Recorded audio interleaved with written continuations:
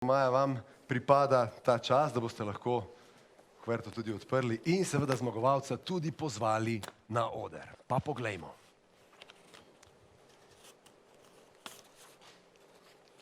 In poglejmo, kdo je zmagovalec. Slovenski startup leta 2020 je podjetje Instatext. Instatext je torej zmagovalec.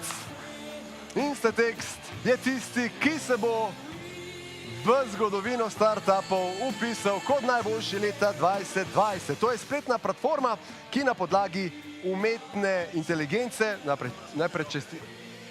ja, ne vem, mislim. Dobar, lahko sem, upam, da noben ni videl. Kar izvolite naprej, še do ostalih, jaz bom prebral o vas, kdo ste. Torej, spletna platforma, ki na podlagi umetne inteligence predlaga, kako vsebinsko izboljšati tekst, ga narediti bolj berljivega in razumljivega.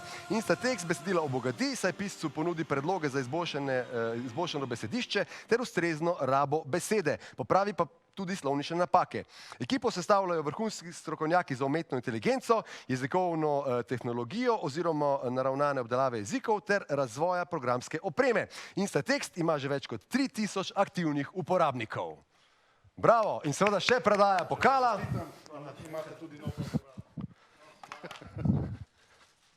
Bravo! Evo in seveda še mikrofon.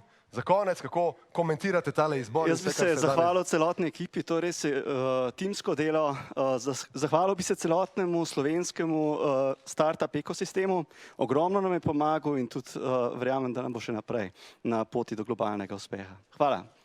Super, hvala lepa. S tem tudi zaključujemo nocojšnjo prireditev. Praznovanje se seveda ne bo tako hitro zaključilo. Midva mora potem spiti še nekaj iz tiste prisrčnice, ker vem, da ste se prej zelo veselili, ko sem rekel, da bomo na koncu zdravili. Drugače pa to je to, ja, dragi moji. Veseli me, da ste spremljali torej prireditev in videli, kako dober startup ekosistem imamo v Sloveniji in kakšna so tista podjetja, ki bodo držala po konci slovensko gospodarstvo v naslednjih letih. Jaz sem vesel, da sem bil z vami.